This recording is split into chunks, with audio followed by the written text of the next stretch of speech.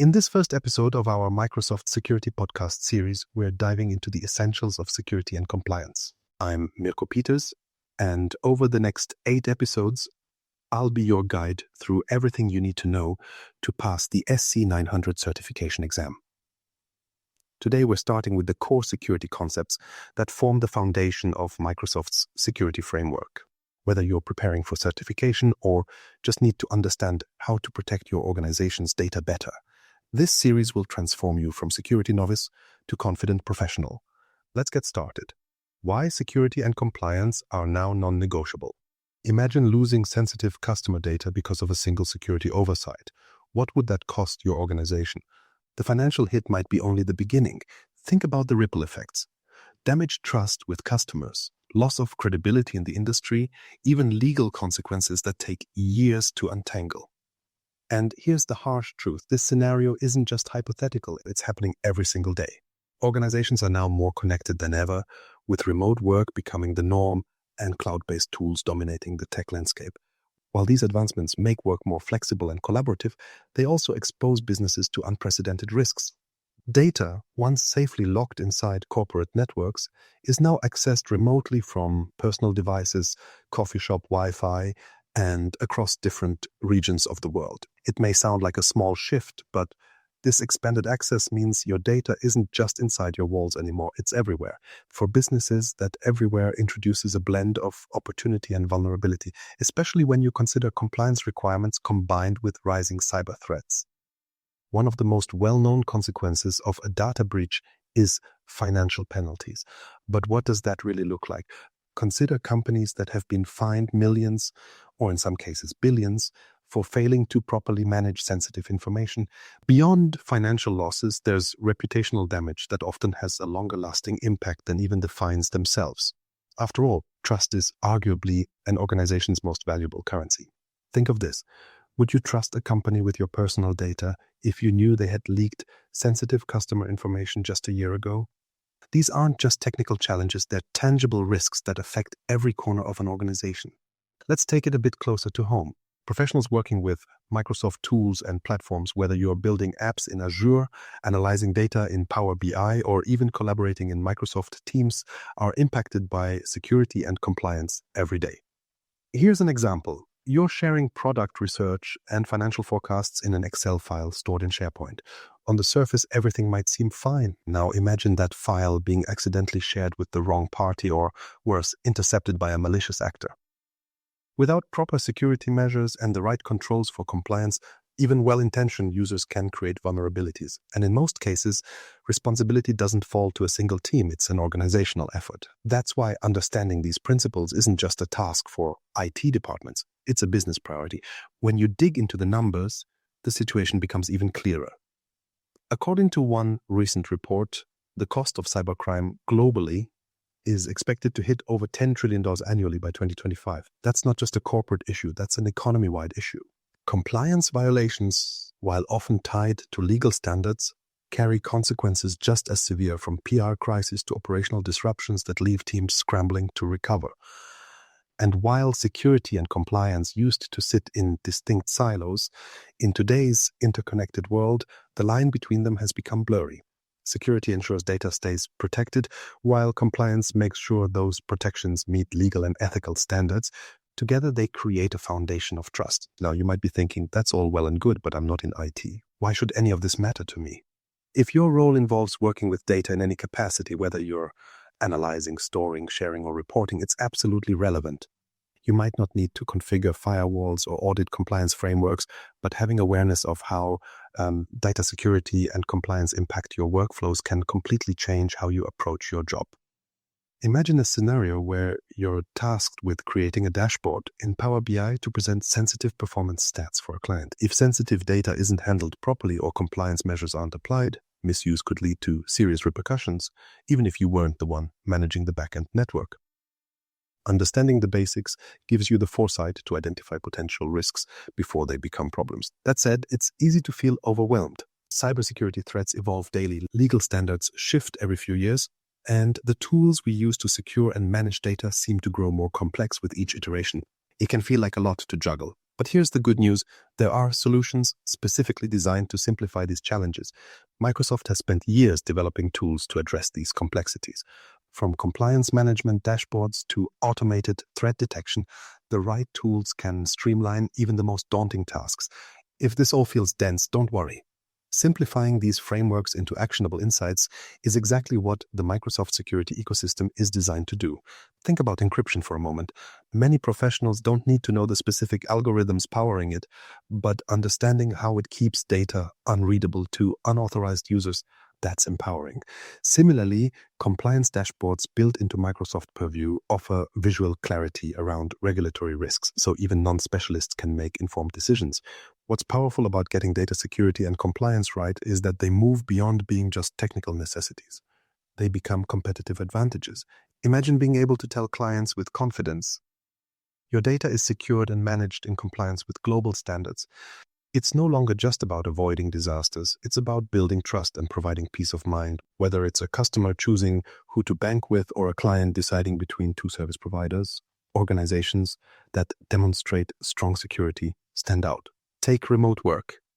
Employees today expect access to company files and tools from anywhere, but with that shift comes added vulnerabilities, phishing attempts through email, insecure home network connections, compromised credentials, and more. Even something as seemingly simple as logging into a work account through a public Wi-Fi network could lead to breaches. Addressing these risks is no longer optional.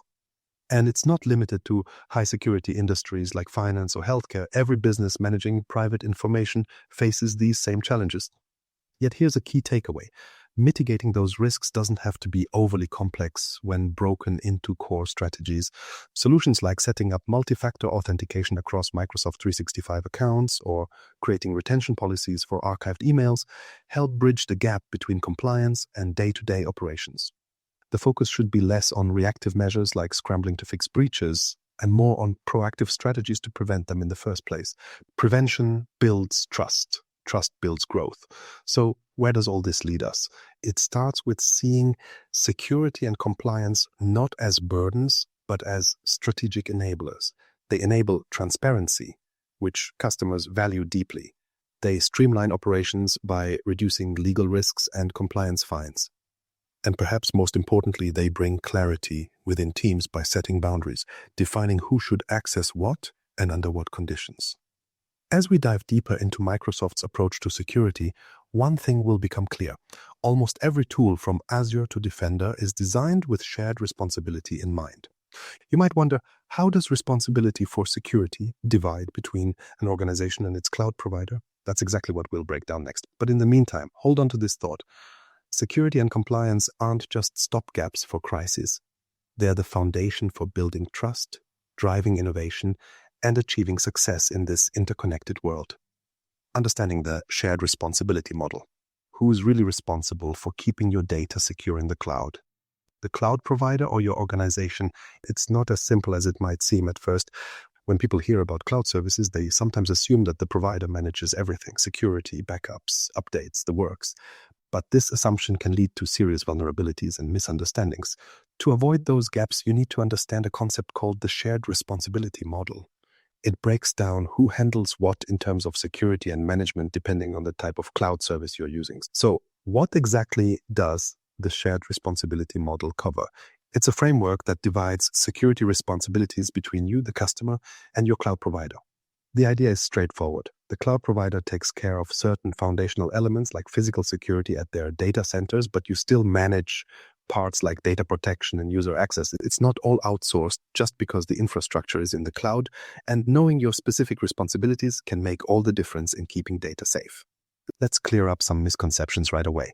One of the most common is the idea that by using cloud services, you've handed all your security needs over to the provider. But that's not true. While the provider will secure their facilities, their servers, and certain parts of the software configuration, they don't handle everything. Your data is still yours to protect, and so is ensuring safe practices among your users. The exact balance of who does what depends on which cloud model you're using: infrastructure as a service, platform as a service, or software as a service.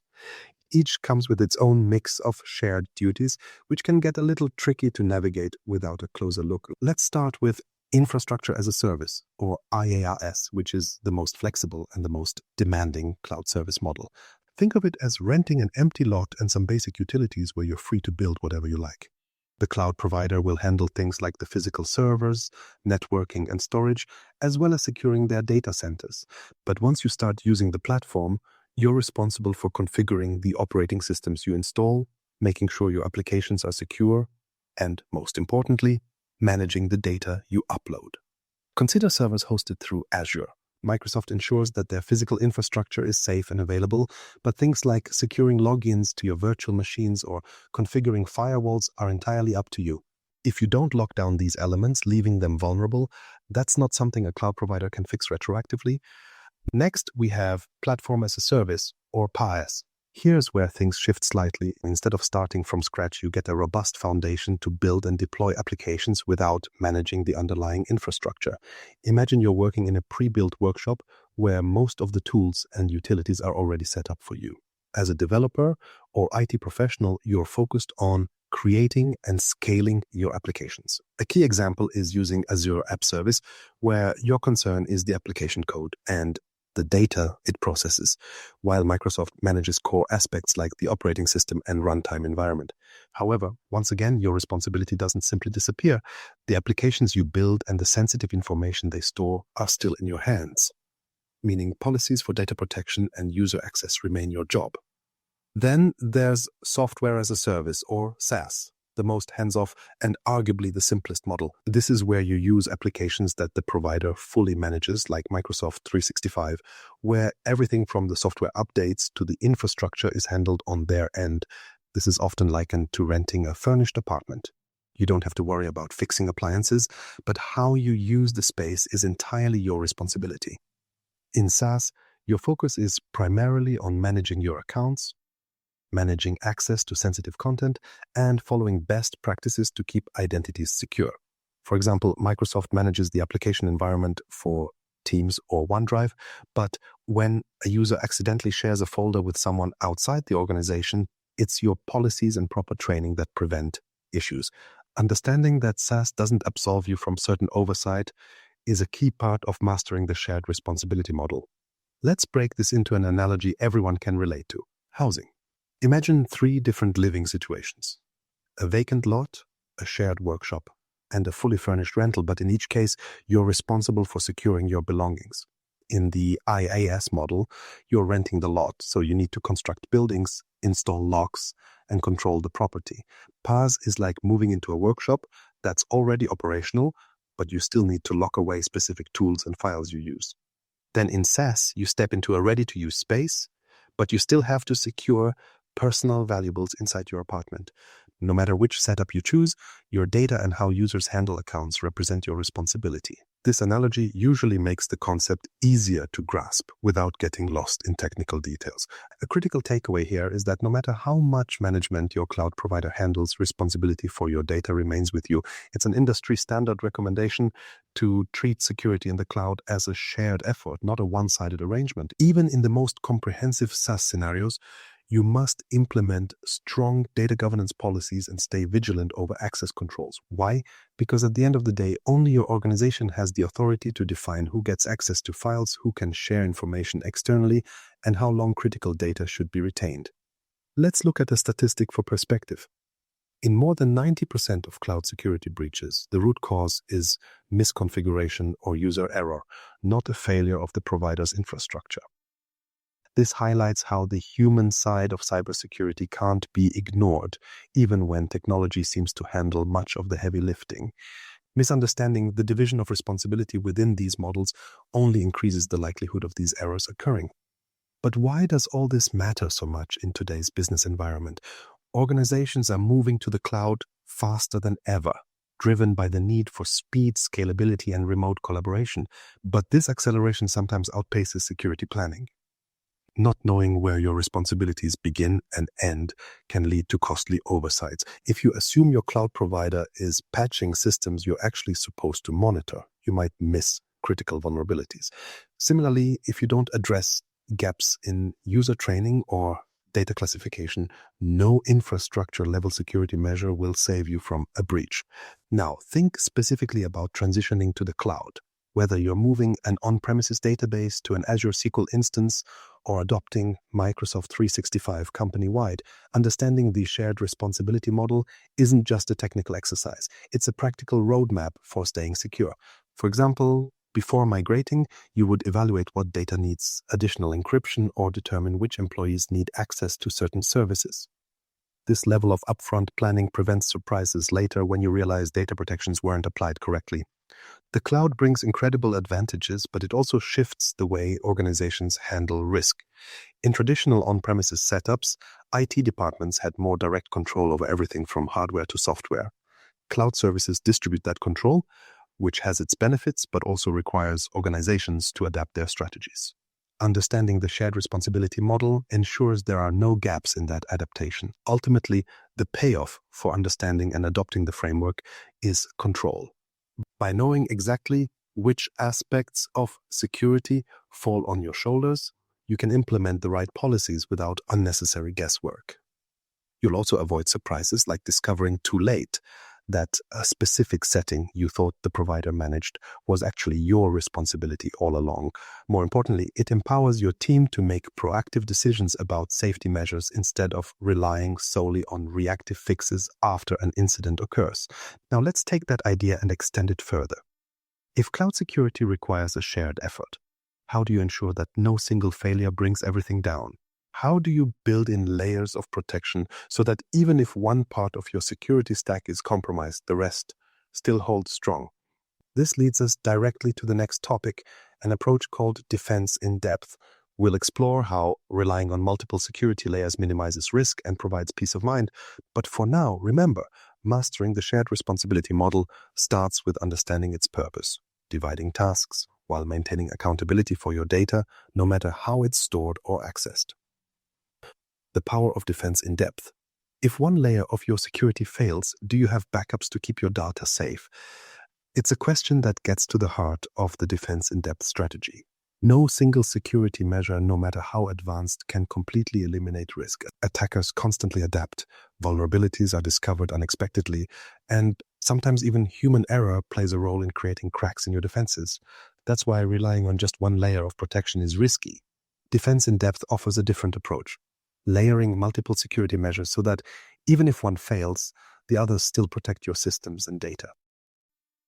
At its core, defense in depth is about redundancy and comprehensive coverage. It uses multiple independent layers, physical security, identity management, network security, and more, to safeguard against threats at every level.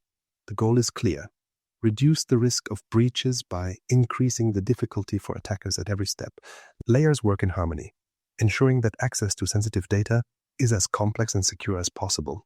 But how does this look in practice, and why is it so much more effective than a single measure? Let's consider the risks of relying on one security barrier.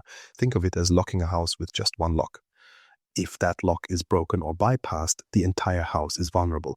This is exactly what can happen in a cybersecurity setup with only one line of defense. Here's an example. Imagine a network that relies solely on perimeter firewalls for protection. If those firewalls have a misconfiguration or are overwhelmed by an attack, an intruder could bypass them with ease, gaining access to unhardened internal systems. Many high-profile breaches have started this way, with attackers leveraging a single weak point to compromise an entire system. And the reality is that security gaps are inevitable if you don't plan for layers of protection. So, what do these layers of defense in depth actually look like? Let's break it down, starting from the foundational physical level. Physical security may not sound like a cybersecurity topic, but it's critical. Data centers that host your servers, and by extension your data, need strict controls to prevent unauthorized physical access. Things like batch-restricted entry, biometric scanners, and 24/7 surveillance are standard practices in safeguarding these facilities. Microsoft data centers, for example, use multiple levels of physical security to protect against threats like trespassers or sabotage. Physical infiltration could lead to catastrophic exposure of data, but this layer ensures that even before attackers consider digital access, they're facing a nearly impenetrable wall. The next layer moves into identity management. This is the frontline defense against unauthorized access to accounts, and it's where many organizations find themselves most vulnerable. Weak passwords, reused credentials, and employees falling victim to phishing attacks are common entry points for bad actors.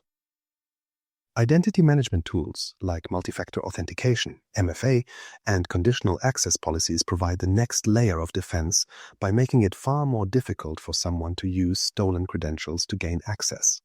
For instance, even if someone manages to steal a user's password, MFA requires a secondary verification step, like a code sent to their phone, dramatically reducing the likelihood of misuse. Microsoft solutions such as Azure Active Directory take this a step further with conditional access that dynamically assesses risks based on factors like user location or device health before granting access. Moving deeper, we find perimeter security, measures designed to shield your environment from external threats. One of the key protections here is the prevention of distributed denial of service, DDoS attacks. These attacks overwhelm systems with fake traffic, making them unavailable to legitimate users. Microsoft provides DDoS protection services that automatically absorb and mitigate these attacks before they even reach your applications. Without perimeter security, systems could become overloaded, leaving critical business functions inaccessible during an active attack. Then we have network security, an internal safeguard designed to limit the damage if someone manages to bypass the perimeter. By using methods like network segmentation, organizations can restrict how different parts of a network communicate with each other. This minimizes an attacker's ability to move laterally once they've breached one point. Think of this as compartmentalizing a ship. If one section floods, bulkheads prevent water from spreading to the entire vessel. Tools like Microsoft Azure's network security offerings allow for strict control of resource communication, helping contain potential attackers to one portion of the network. At the compute level, protection centers around securing virtual machines and other cloud-hosted resources. This involves practices like ensuring only necessary ports are open, encrypting data on virtual machines, and employing endpoint detection solutions to spot unusual activity. Compute-level security is critical because it prevents attackers from taking direct control of the systems that process and store data. Without safeguards, these systems could be exploited to launch broader attacks. Next comes application-level security, which focuses on the applications running in your environment. Vulnerabilities in software are often exploited to attack systems. Unsecure web applications or outdated APIs can grant attackers access to sensitive data or enable malicious actions. Remediation steps like secure coding practices, regular vulnerability scanning, and patching play a big role here. For organizations using Microsoft tools, powerful options like Microsoft Defender for Cloud provide advanced application security monitoring, flagging potential exploitable weaknesses before they're used. At the top of this layered cake is data-level security. This is the last line of defense. It assumes all outer layers have been breached and focuses directly on protecting the data itself. Encryption plays a massive role at this stage. By encrypting data both at rest and in transit, you ensure that even if an attacker intercepts it, they can't make sense of the contents without the proper decryption keys. For example, services like Azure Key Vault help securely manage these keys, adding another critical layer of protection. Additionally, access to sensitive data can be tightly controlled through permissions. Users should only have access to what they need for their roles. This is often referred to as the principle of least privilege. So, how do all these layers work together in real scenarios? Let's return to the idea of a fortress. One of the most useful analogies for understanding defense in depth. Imagine a castle with several layers of defense: an outer moat, thick walls, a gatehouse, inner walls, and finally the keep where valuables are stored. The moat, like physical security, deters direct entry. The thick outer walls are like perimeter security, keeping most attackers at bay. The gatehouse, where those entering are inspected, acts like identity management. The inner walls serve as network segmentation, containing threats further.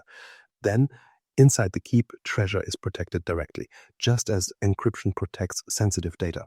Each layer adds its own function, but the effectiveness comes from their combined strength. An attacker would have to breach every single layer to succeed. Microsoft's ecosystem aligns perfectly with this philosophy. For example, Azure provides tools at every level of defense in depth, from its physical data center protections to advanced analytics with Microsoft Sentinel for detecting and responding to threats in real time. Azure Security Center unifies visibility across layers, giving organizations a clear way to monitor and strengthen their security posture. By using these tools together, you're not working with a patchwork solution, but instead building an integrated system designed to keep attackers out at different stages. This layered strategy doesn't just safeguard against attackers, it also ensures the three core goals of cybersecurity: confidentiality, integrity, and availability. Confidentiality ensures that sensitive information can only be accessed by authorized users. Integrity safeguards data from tampering, ensuring it remains accurate and trustworthy. And availability guarantees that authorized users can access systems and data when they need them. These goals create the foundation of trusting not just the technology you use, but the strategy behind it. Now, let's bring it back to peace of mind. Defense in depth isn't about eliminating all risks.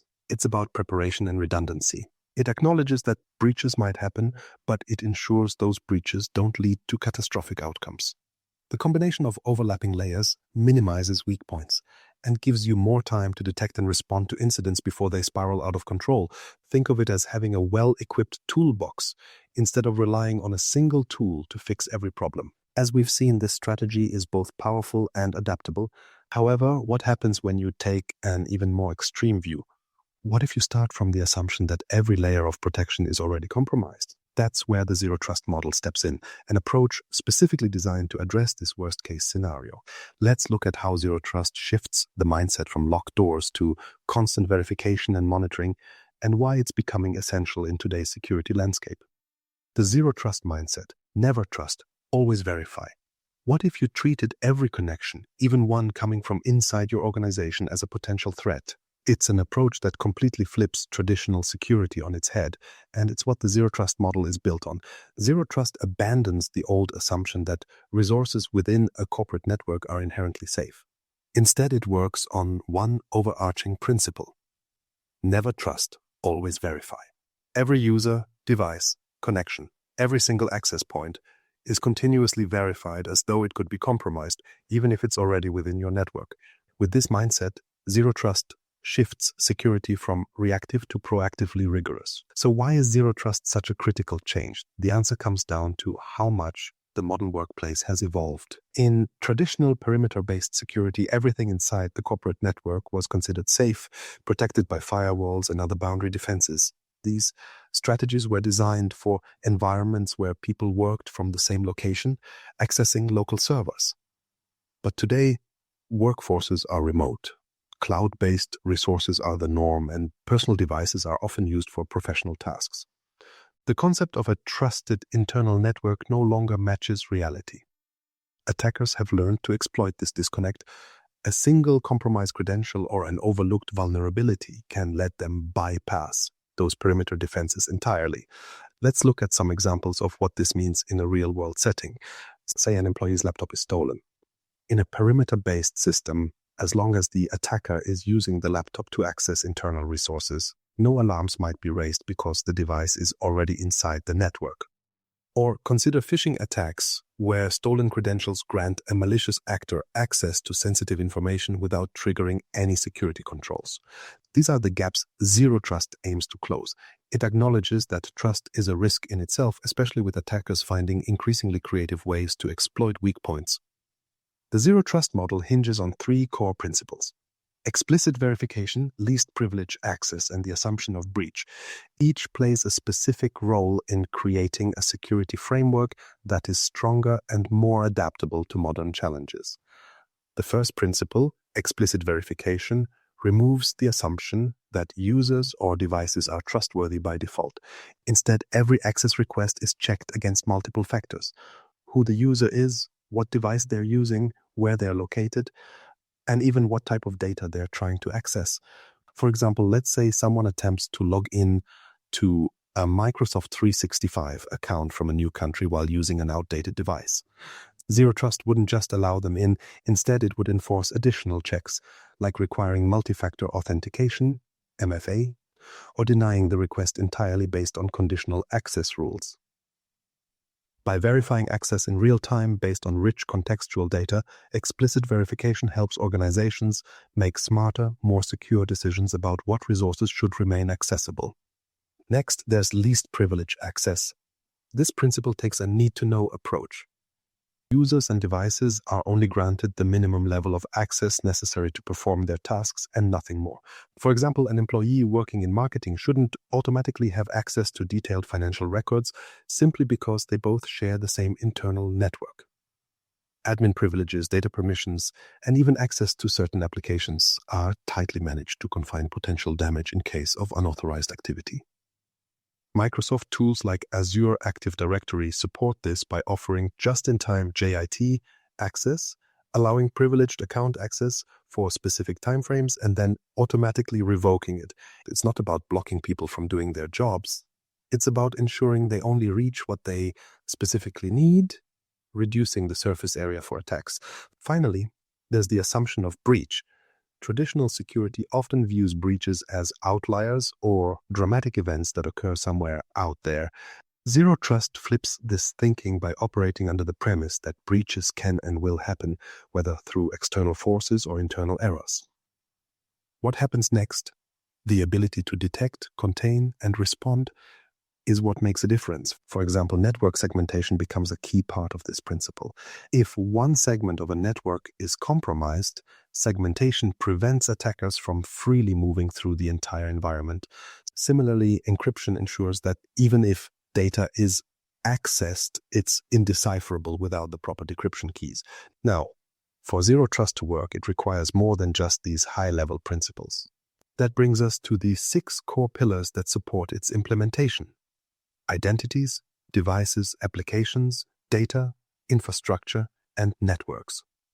Each pillar represents a specific focus area within a comprehensive Zero Trust architecture. Identities are the foundational building block of the Zero Trust model. Every person, service, or device accessing resources needs to be authenticated and authorized. Microsoft Entra ID, formerly Azure Active Directory, plays a critical role here. With features like modern authentication, single sign-on, and conditional access, it centralizes identity management to consistently verify and monitor access requests across cloud and on-premises resources. For instance, conditional access policies might block access attempts from risky locations or require MFA for high-value activities like downloading sensitive documents. Devices form the next critical layer. Every device connecting to an organization's network needs to meet specific compliance and security standards. A personal smartphone running an outdated OS or missing recent patches might be flagged as risky and blocked from accessing resources. Zero Trust ensures that decision-making here isn't static. It's based on real-time assessments of device health. Microsoft Endpoint Manager provides tools to enforce these compliance checks before a device is granted network access. Moving to applications, this pillar focuses on ensuring that only authorized users can interact with the software and services they're allowed to access. For example, cloud-based apps like Teams or SharePoint Online can have varying levels of control applied to users based on their roles or tasks. Continuous monitoring identifies anomalies like unusual usage patterns that might suggest compromised accounts. Managed properly, this reduces risks stemming from overly broad permissions or unmonitored app activity. Data is perhaps the most visible concern for many organizations. The role of Zero Trust here is to classify, label, and encrypt data to ensure granularity over who can access it and how. Microsoft Information Protection (MIP) tools allow teams to label data based on sensitivity, applying policies to restrict sharing or downloading outside the approved ecosystem. For instance, confidential files shared over email would remain encrypted, making them useless to anyone outside the organization, even if intercepted. Infrastructure naturally comes into play too. Zero Trust requires detailed control over infrastructure resources, whether on-premises or in the cloud. This includes ensuring systems are up-to-date, properly configured, and only accessible by verified users or processes. Technologies like Azure Security Center continuously monitor for configuration vulnerabilities or unpatched software that could act as entry points for attackers. Finally, networks tie together all these elements. Zero Trust enforces security by segmenting networks and limiting cross-traffic between environments. It prevents attackers from moving laterally if they get inside. Networks are protected with real-time threat monitoring, encryption, and even application layer controls to ensure attackers can't gain broader access through misconfigurations or weaknesses. Research suggests these layers work remarkably well. Gartner predicts that by 2025, 60% of enterprises will use Zero Trust as a foundational security principle, citing its ability to reduce attack surfaces and provide adaptive defenses. It's not about replacing existing tools or practices, but rather using them in tandem with Zero Trust strategies to stay ahead of today's evolving threats.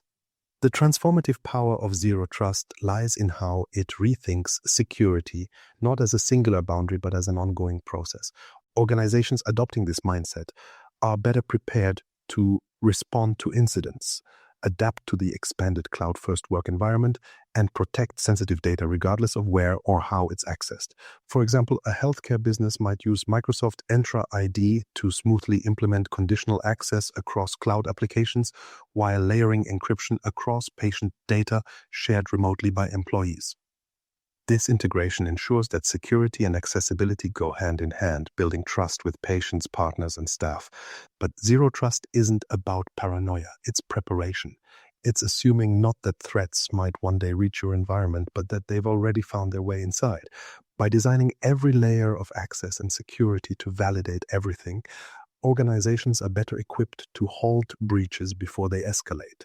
Think of it as building a network that assumes failure at every point, yet remains resilient through redundancy and validation. So you might be wondering how this all fits together in practice. If Zero Trust focuses on minimizing trust in devices, users, and networks, what happens to the actual information being protected? Sensitive data isn't just stored. It's constantly on the move across networks, between apps, and often across global boundaries. That raises the question, how do you ensure that no matter where data goes, its security stays intact? This is where encryption and hashing step in, and we'll explore those concepts next. Encryption and hashing, securing your data at every step. What's the difference between scrambling data and locking it away with a key? It's a question that often surfaces when we talk about securing information. While people may use terms like encryption and hashing interchangeably, they are fundamentally different processes with unique roles in protecting sensitive data. Encryption and hashing act as two of the most powerful techniques in any security framework, yet they serve distinct purposes. Understanding these methods and when to use them will give you a clearer picture of how to keep data safe at every stage. Let's start with encryption. At its most basic level, encryption is the process of transforming readable data, known as plaintext, into unreadable data called ciphertext. This transformation makes the data indecipherable to anyone who doesn't have the correct decryption key. Encryption is all about confidentiality, ensuring that even if an unauthorized person gains access to the data, they can't make use of it. There are two primary types of encryption: symmetric and asymmetric. Each plays a unique role depending on the situation. Symmetric encryption is straightforward. It uses one key for both encrypting and decrypting the data, which makes it incredibly efficient when handling large amounts of information. Imagine writing a message in code and locking it in a box with a single key. Both you and the recipient need the same key to unlock the box and read the message.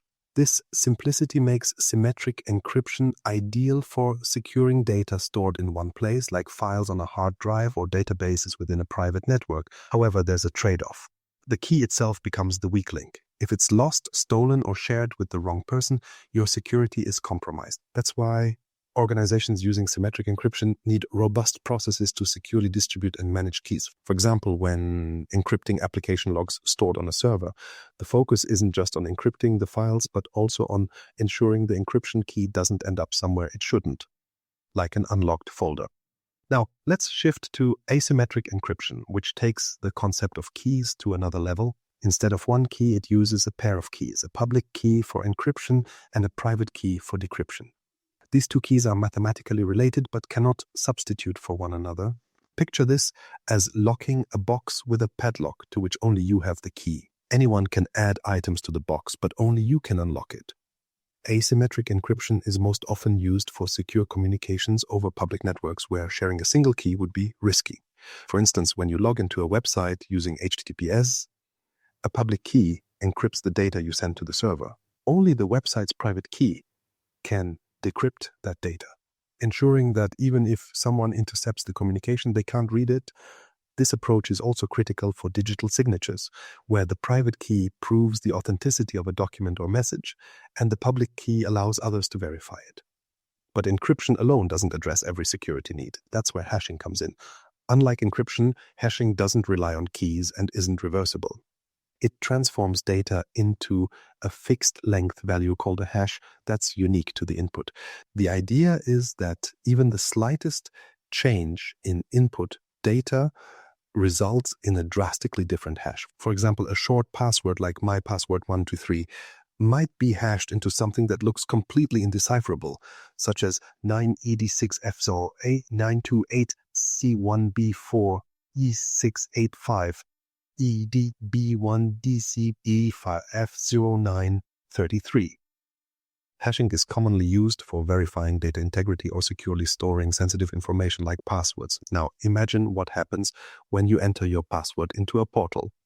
Instead of storing the actual password, the system stores its hashed version. Each time you log in, the system hashes what you've entered and checks it against the stored hash. If they match, you're granted access. What makes this approach secure is that even if an attacker accesses the stored hashes, they can't reverse them to uncover the original passwords.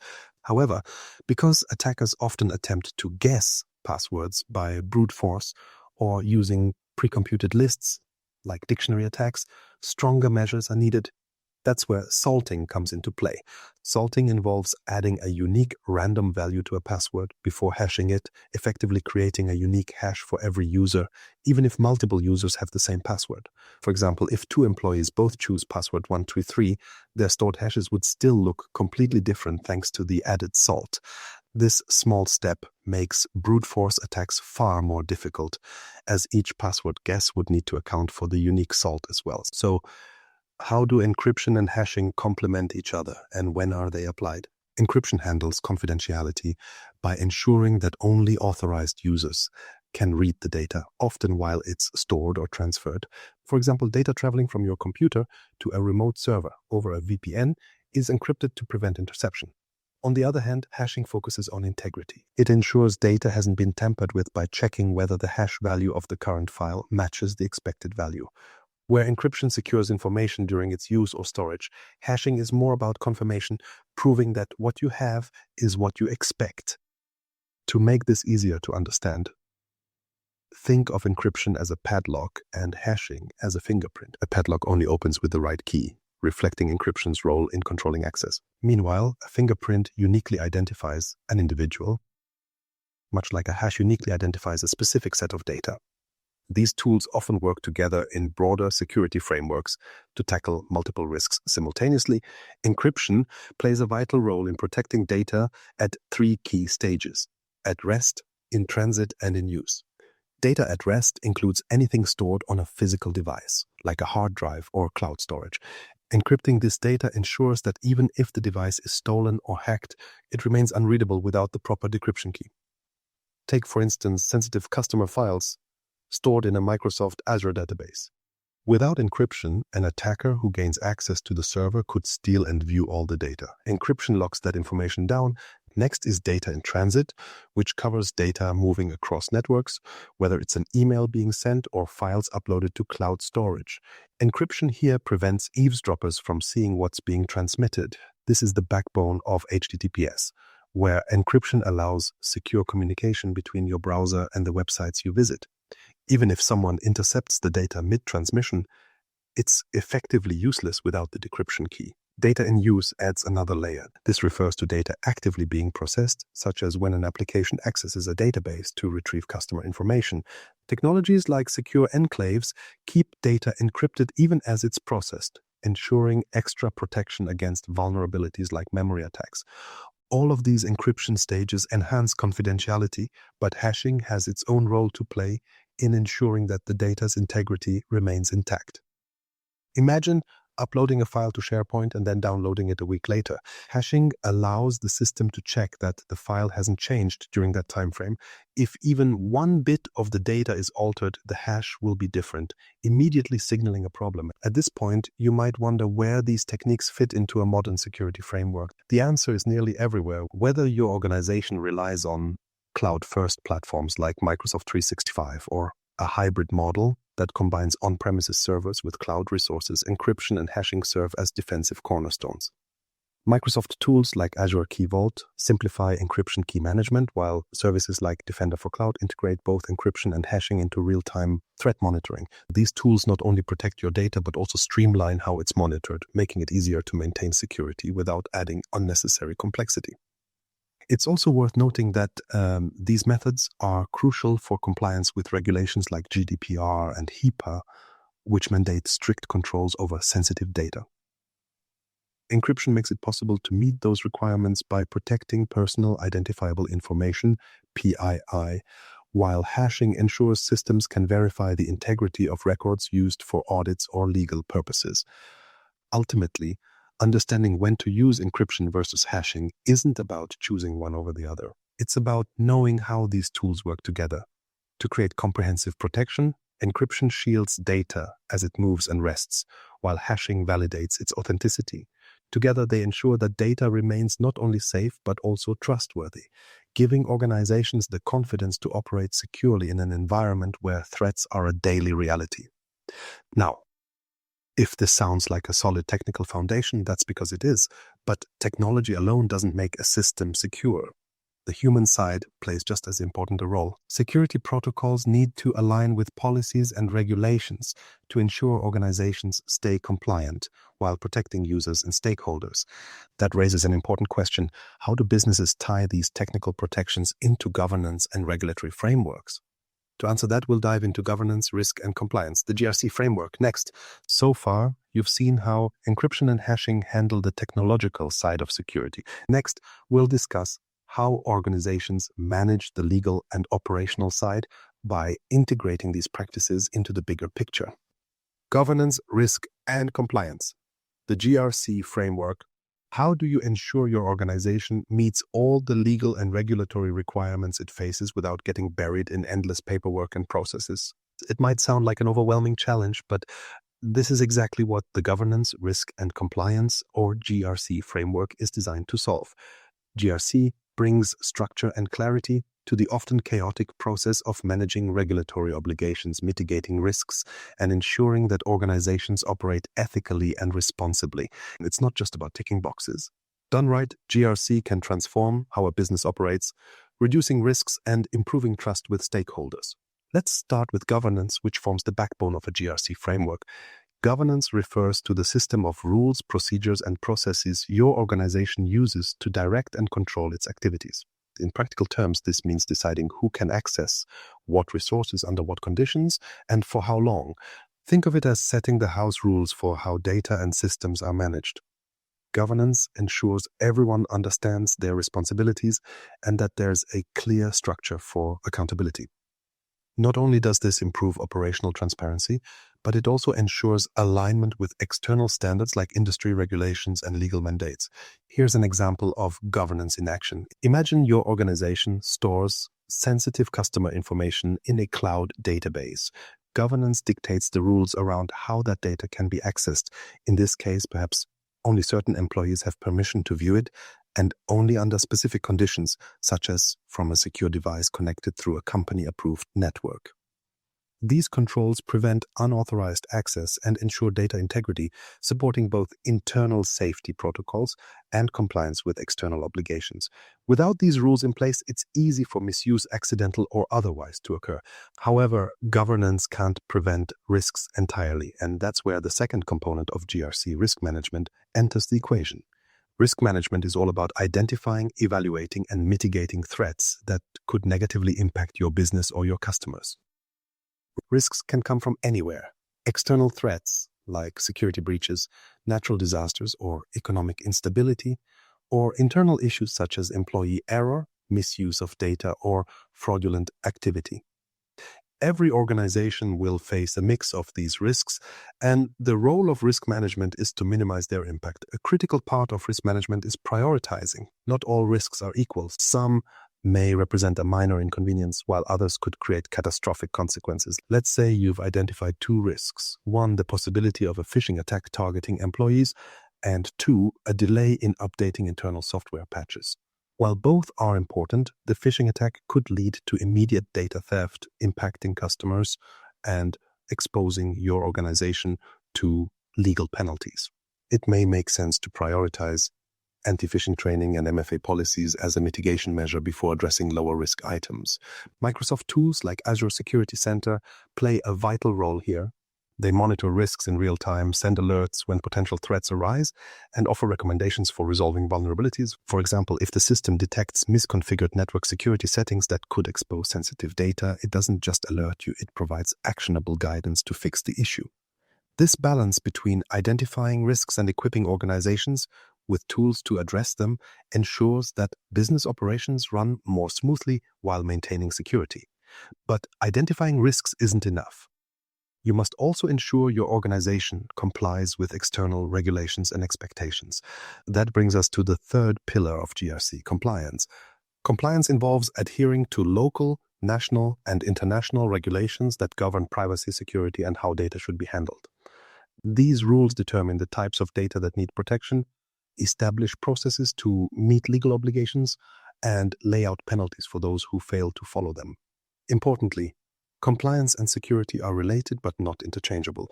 Security refers to the broader process of protecting data through tools, policies, and best practices. Compliance, on the other hand, ensures legal standards are met.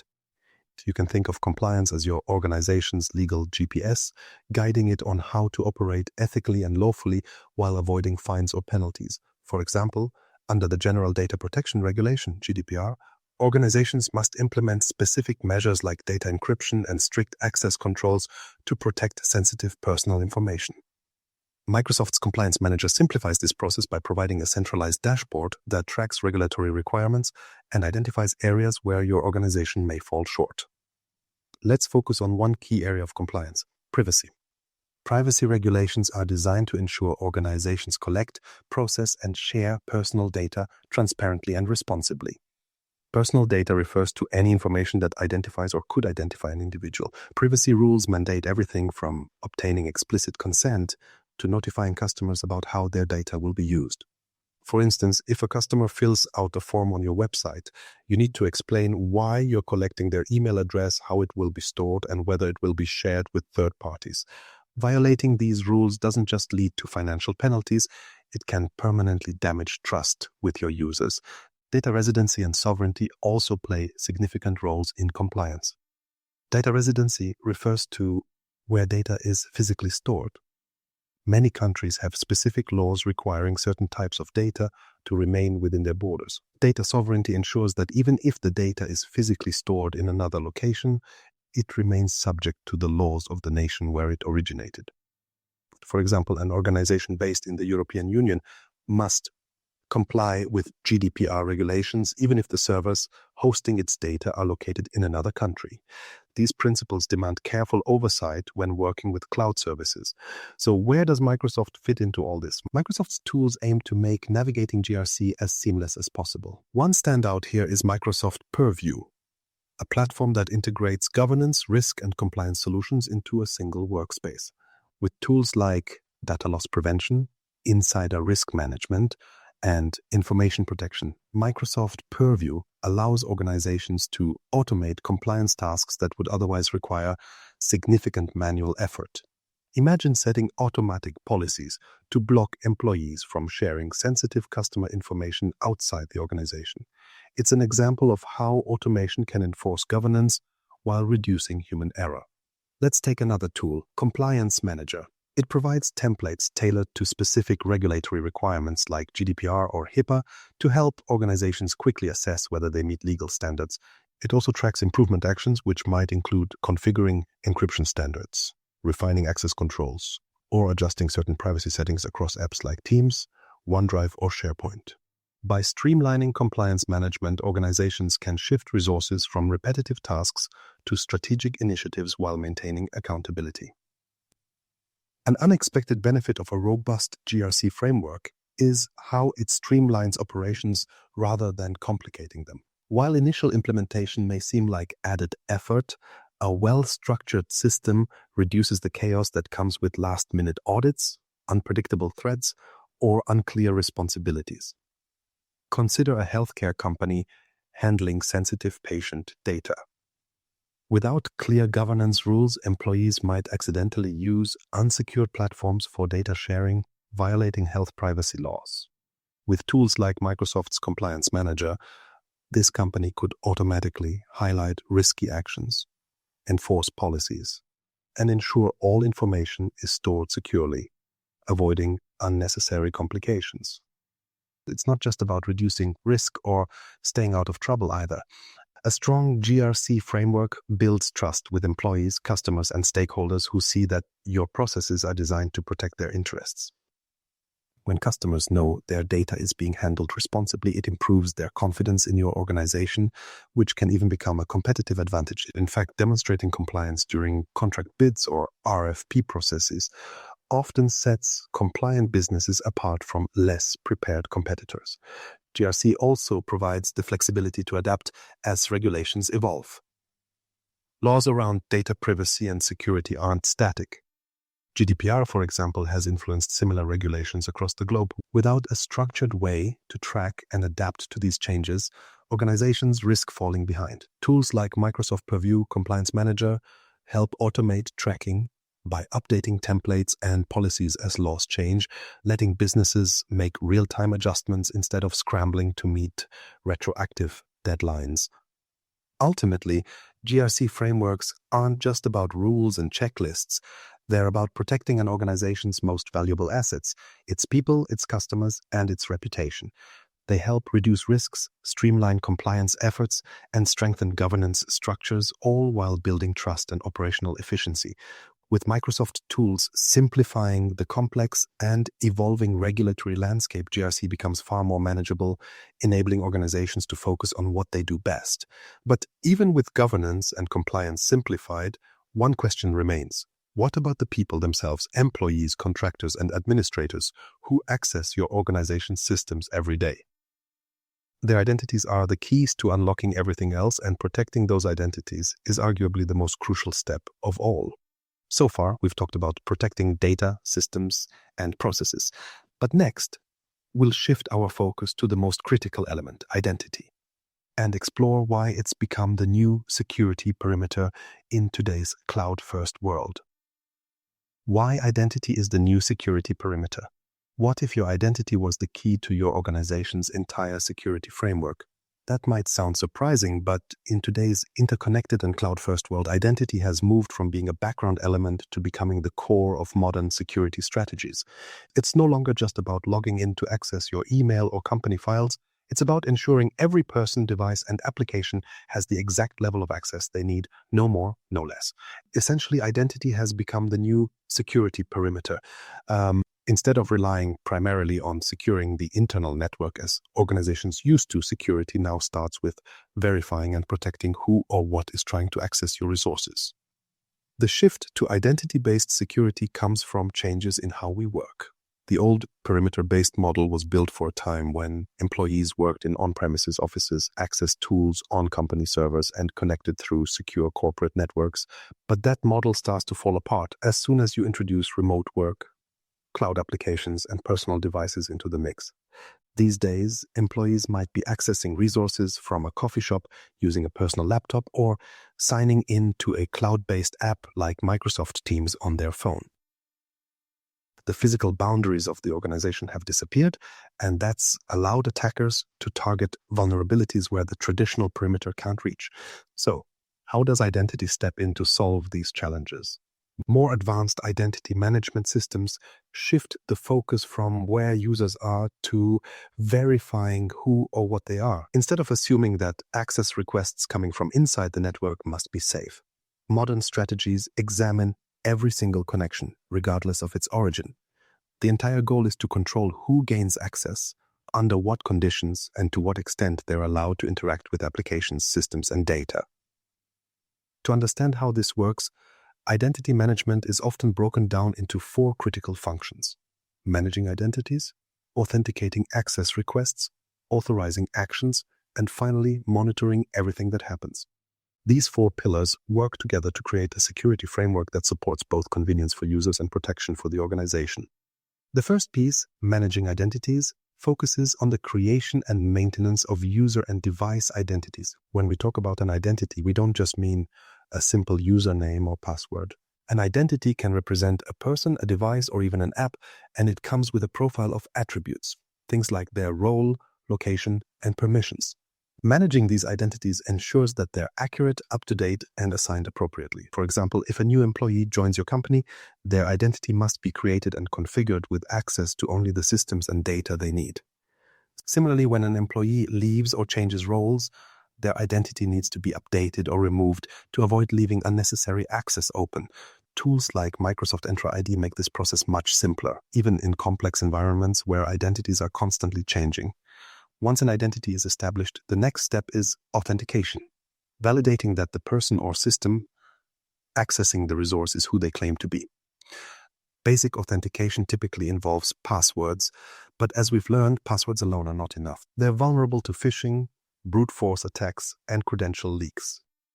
Modern authentication methods use technologies like multi-factor authentication, MFA, which requires users to verify their identity through 2 or more methods, such as entering a PIN and confirming a code sent to their mobile device. Some organizations take this a step further with biometric authentication like fingerprint scans or facial recognition. Microsoft Entra ID integrates MFA seamlessly across apps and services, ensuring secure authentication without adding excessive hassle for users. Next comes authorization, which determines what someone can actually do after they're authenticated. This is where policies like least privilege come into play. Users or systems should only have as much access as they absolutely need to perform their role. For instance, an intern might need access to a SharePoint folder with internal presentations but doesn't need permission to edit client contracts stored in another document library. Authorization policies are often managed dynamically, adjusting access levels based on factors like the user's role, location, or device. For example, if a normally trusted employee logs in from an unknown location, they may receive limited access until additional verification is provided. This dynamic control helps organizations significantly reduce the risk of internal misuse or external compromise. The final pillar, monitoring, ensures that every action is recorded, from logins to file downloads to administrative changes. It's not just about capturing data, it's about using that data to enforce governance and detect anomalies. For example, if a user typically logs in from the same device between 9 a.m. and 5 p.m., but suddenly tries to access sensitive systems at 3 a.m. from another country, monitoring tools will pick up the inconsistency and flag it. These insights strengthen an organization's ability to respond proactively to threats. Microsoft's tools include detailed reporting and alerting systems that make it easy to identify suspicious behavior before it escalates. A key benefit of modern identity systems comes from centralized management, and that's where tools like Microsoft Entra ID and Single Sign-On, or SSO, shine. SSO allows users to log in once and access multiple applications without juggling multiple passwords. For example, a user signed into Microsoft Entra ID might access Microsoft 365 apps, a third-party VoIP system, and even custom internal tools, all with the convenience of one identity. Not only does this make the user experience smoother, but it also reduces password-related security risks by lowering the number of credentials users have to manage. On a broader scale, this centralization simplifies IT administration, allowing organizations to enforce consistent policies across all systems. Federation takes SSO a step further by enabling seamless collaboration across multiple organizations or domains. Let's say your company works closely with a vendor whose employees need limited access to certain systems. Instead of issuing your vendor's employees separate usernames and passwords for your environment, Federation allows their existing identities to be trusted by your system. Their identity provider handles the authentication, and a trust relationship between the two organizations' systems grants access without requiring new accounts. This trust relationship is particularly valuable in global multi-organization ecosystems. What's driving the growing importance of identity in today's environment? Simply put, the numbers don't lie. Research shows that somewhere between 70–80% of security breaches start with compromised credentials. This could mean passwords stolen in phishing attacks, credentials being shared carelessly, or attackers exploiting accounts with unnecessarily high access privileges. With traditional perimeter defenses unable to stop these insider-focused threats, successful identity-based security becomes the dividing line between a minor inconvenience and a full-scale breach. Microsoft's identity tools also address the challenge of scale. Traditional systems like on-premises Active Directory were designed for local environments. While they've adapted over time, the rise of cloud services and personal devices required a more flexible and scalable solution. Microsoft Entra ID, part of the broader Microsoft Entra ecosystem, brings cloud readiness to identity management. It integrates across SaaS applications, hybrid environments, and diverse devices, allowing organizations to enforce policies consistently regardless of where or how their users access resources. Effective identity-based security addresses threats in ways that traditional network perimeters simply can't. For example, imagine a company whose employees access sensitive customer data using personal laptops while traveling. With strong identity management in place, administrators could enforce conditional access policies. Policies might include blocking downloads of sensitive data onto unapproved devices or requiring multi-factor authentication if an access attempt is made from an untrusted network. These kinds of controls recognize that security is no longer about securing the building, it's about securing every connection. The rise in zero-trust security models also complements this shift toward identity at the center. By treating all access attempts as potentially hostile, zero-trust uses identity as the first layer of defense. The recurring verification of logins, devices, and access conditions ensures ongoing protection even in unpredictable scenarios. To sum up, securing identities secures everything else. Whether it's safeguarding sensitive financial data, protecting intellectual property, or ensuring compliance with privacy laws, having a strong identity framework reduces both risks and complexity. With tools like Microsoft Entra ID offering scalability, accuracy, and simplicity, organizations can focus on their goals with the confidence that their systems and data are protected.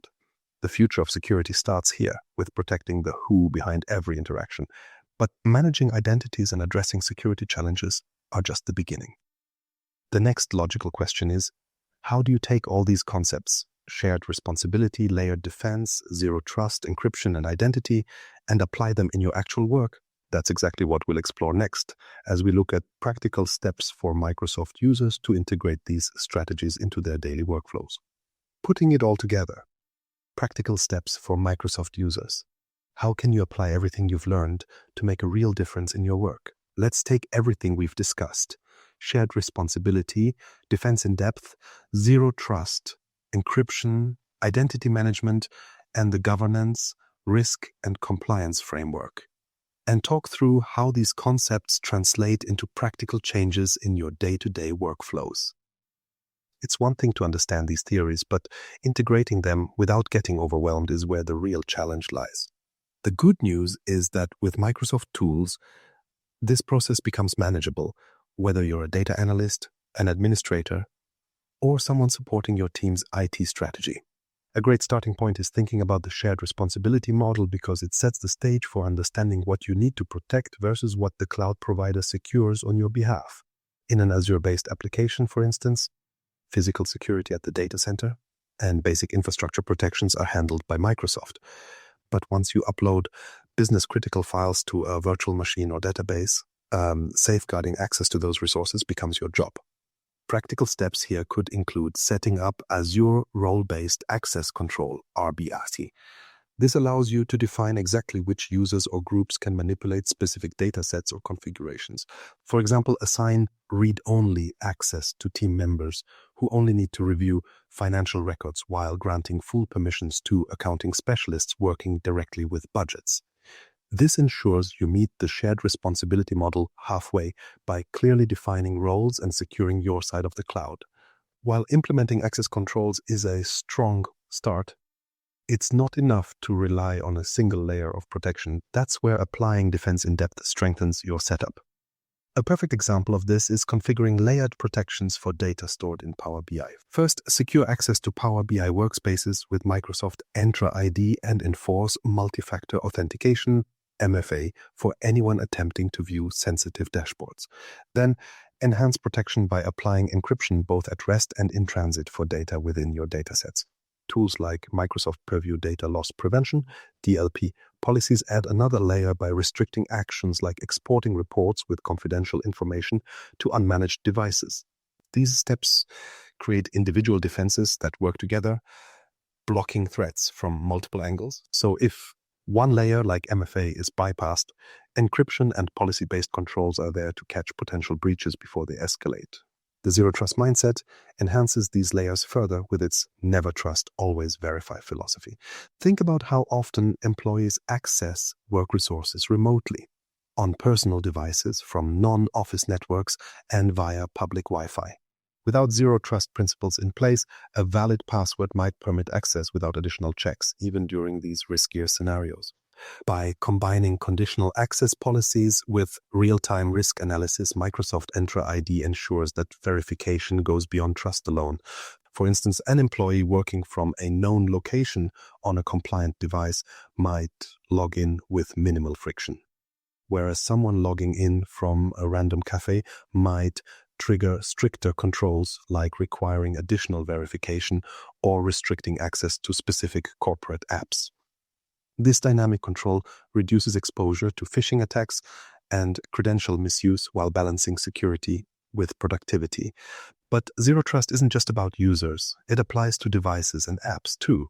Take endpoint devices, for example. Using Microsoft Endpoint Manager, you can enforce compliance checks to ensure all devices meet specific security baselines before granting access. A laptop running an outdated operating system or missing critical patches could be blocked automatically, protecting the network from vulnerabilities. Combine this with app-specific permissions, such as restricting what users can do in Teams or OneDrive, and you've built a much tighter security environment than relying on a traditional perimeter.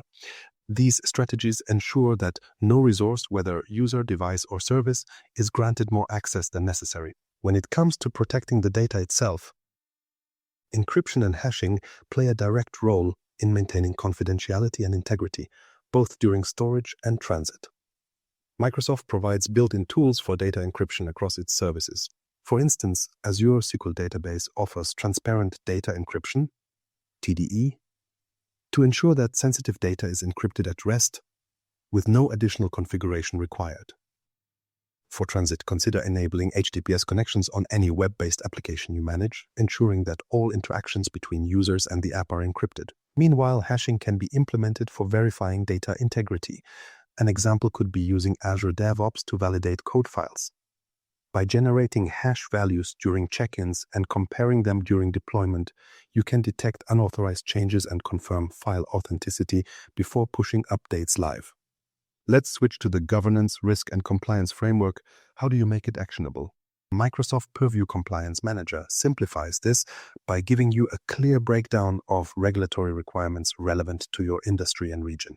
Whether it's adhering to standards like GDPR for handling customer data or meeting HIPAA requirements for healthcare-related information, Compliance Manager provides templates with suggested actions. For example, if you're running a SharePoint environment with customer data, the tool might recommend strengthening file access controls or enabling advanced audit logs. These actions aren't just about ticking boxes.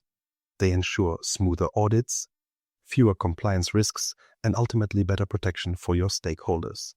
Speaking of governance, automating policies can reduce manual oversight while maintaining control. Let's say your organization wants to prevent accidental data sharing. You could configure Purview information protection policies that automatically label documents containing sensitive terms, like social security numbers or banking details, as confidential. Should someone try to share these files externally, the system could block the action or request administrator approval.